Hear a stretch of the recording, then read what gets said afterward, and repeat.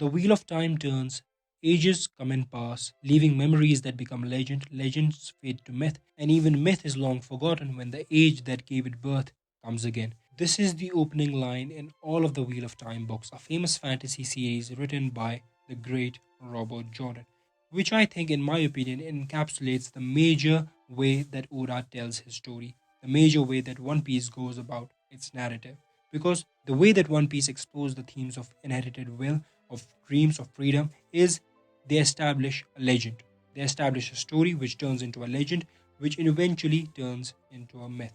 So, how does a story turn into a legend? How does that legend turn into a myth? A myth where the very existence of the said story is in question.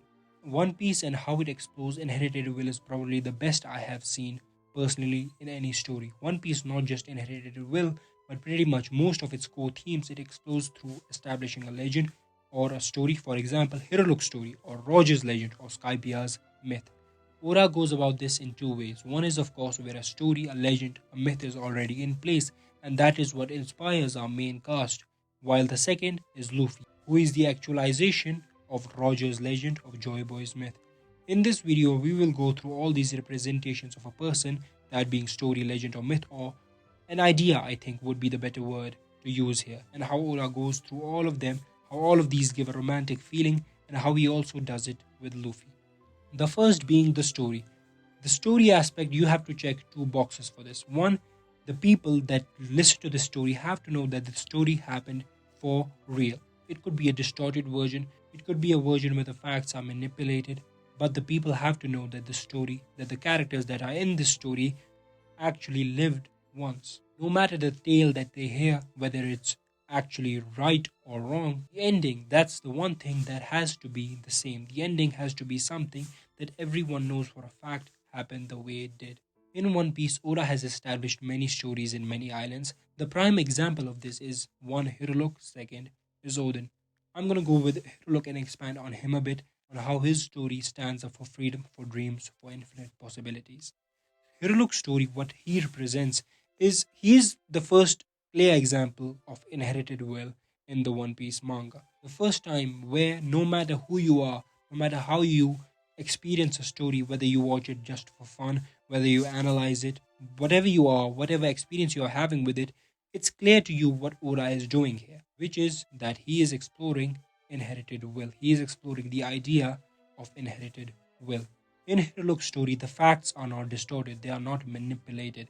Everyone knows what he stood for, and people inherited his will, the prime examples being Dalton and Chopper. Dalton's bravery and Chopper's determination is the result of Hiruluk's story, on how he went out on what he stood for. And when you think about Odin, on the other hand, the facts are manipulated in his story, the facts are distorted in his story, but still what he stood for is passed down to the next generation. What he stood for, the freedom, the dreams, his wish for opening the land of Wano, that gets passed down through the next generation. Not only to the people that witnessed his end, but also to the people that didn't, and also to the people that heard the distorted, the manipulated facts of his story, are inspired by his life, of what he stood for, on how he went out. Again, remember, in a story, you have to know how it ended. That has to be a fact in your mind, no matter what you have heard previously, what happened in the story, no matter how manipulated the version of that is in your mind, the end has to be a fact. And Tama is the one of this new generation who wasn't around in Odin's time but inherits what he stood for. So, how does Luffy represent a story? I mean, you could go through the entire East Blue saga, all of the arcs, the Syrup Village, the Orange Town arc, the Arlong Park arc, the Baratie, or you could go to the Water 7 NES Lobby saga. His story there, or even the Skypiea one. His story there, what he stood for, the adventures that he had there, no matter how small the island is compared to the larger scope of One Piece, his adventures had just as much of an impact as Nolan and Calgara's story had in Skypiea. Him punching Bellamy in Jaya had as much impact as Hiruluk had in Drum Island. Not currently, but it will have as much of an impact as Hiruluk had on Drum Island eventually. In almost the entire pre-time skip, Luffy is a story in all of these islands. He isn't a legend, he isn't in any area a legend. He is a story, just like Hiruluk is, just like Calgara and Nolan are So, how does a story turn into a legend? I mean, as I said, it has to be grand. It has to be more people have to be influenced by it than just an island, than just a single community. In the legend section of this video, I'm going to be talking first about Whitebeard, then about Luffy, and then about Roger. I mean, I know most people would expect me to talk about Roger first in this section of this video, but in Roger's case, the line between a legend and a myth gets blurred. I mean, people know he existed, people know his end, but they don't know if the deeds that he did on the sea are real or not. Are they just made up, or did they all actually happen? In Roger's case, it isn't the manipulated area of his story that is being told. It is that the world government is trying to make him sound like a myth. All of the things that he didn't actually happen. Roger is a different case. First, we will go through Whitebeard. In Whitebeard's case, you know he existed. You know the deeds that he did were real. And you also know his end. The One Piece does exist at the end of the Marineford arc. Everyone saw it, all the people know it, no matter how much you manipulate the facts, no matter how much of a distorted version you give to the populace, all of these events that Whitebeard was a part of cannot be erased from the people's minds. No matter how much distorted the version is in their minds, they know all of these happened for real. And what did Whitebeard inspire? Just like Roger did 22 years ago, he inspired freedom, dreams, and a new age of piracy. A new surge in laughter, in dreams, in hope, in the journey of it all, in the detours that the sea offers. Whitebeard, having been a story for the entirety of his life, having been a great pirate for the entirety of his life, having been equal to the Pirate King himself, Goldie Roger, he is real to the people. Everything that he did in his life, from battling Goldie Roger, from declaring that the One Piece does exist, from being the strongest man in the world, the strongest pirate in the seas, all of his deeds are clear in people's mind. No matter if they look at it from a good perspective or from a bad perspective, they don't change. And his end is full stop fact. What he inspires as well is a full stop fact area. So how does Luffy live up to Whitebeard's legend? How does Luffy measure up to this legend that Whitebeard is? It's simple, the grand scale of it.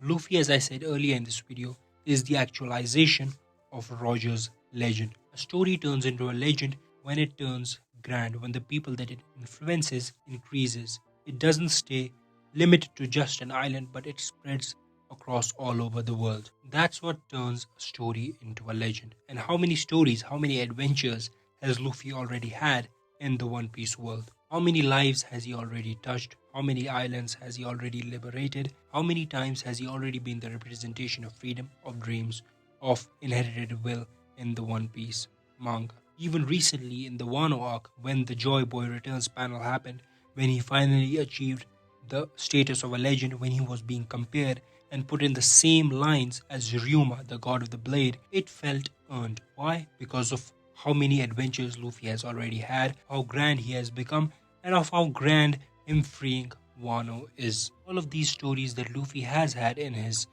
career as a pirate, in the Easy Blue Saga, in NES Lobby Water 7, in Skypiea, pre-time skip, all of the post-time skip arcs, all of these arcs, and the recent arc, the Wano arc, all of these, when combined, turn Luffy into a legend and measure him up to Whitebeard's level. Just as Whitebeard's last words, as what we as viewers see of him, as what his last words, the One Piece does exist, the romantic feeling that those words invoke in us, Luffy has invoked all of those romantic feelings every single island that he has gone to. And when you combine all of them, you get a legend on the same level as Whitebeard's. Not in terms of how many people he has already influenced, but how many people he for sure will influence when all of these adventures, when all of these stories that Luffy has lived through in his life as a pirate, when they come together. So Luffy's status as a legend in the One Piece world is established. It can't be changed. Even if Luffy's legend, even if Luffy's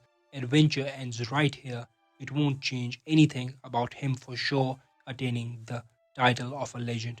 So when we talk about Roger, moving on to Roger, when we talk about him, the problem why I didn't discuss him earlier in this video is because when we talk about a myth and a legend and the difference between the two, Roger is somewhere in between in these two areas, in these two terminologies. I mean, Roger checks all the boxes of a story. Everyone knows his end. Everyone knows all of the deeds that he did, no matter how manipulated the facts are, no matter how distorted the facts are. And of course, his influence is all over the world. Also checks the boxes for being a legend. His influence on the people is as grand as you can possibly ask. But the problem is here that people question the very existence of all of those deeds that he did. It doesn't need manipulation, it doesn't need distorting of the facts. People just question if he did all of those things or not. Was he a liar? The greater question that we need to ask ourselves as an audience, the greater question that we need to ask ourselves is when we talk about Roger's story, is does him actually doing all of these things even matter in the grand scope of things? The very people that question his legend also follow in his footsteps to the sea, to become the Pirate King, to attain the title of the Pirate King, to attain the ultimate treasure, One Piece. Even though all of his journey is mythic now to the people, they don't even believe if all of these things have happened. They do know the end of his journey, but they don't believe anything that came before. They don't believe anything that he did before. World government don't even need to manipulate the facts in Roger's area. In Roger's case, the authority doesn't even need to do anything in Roger's case.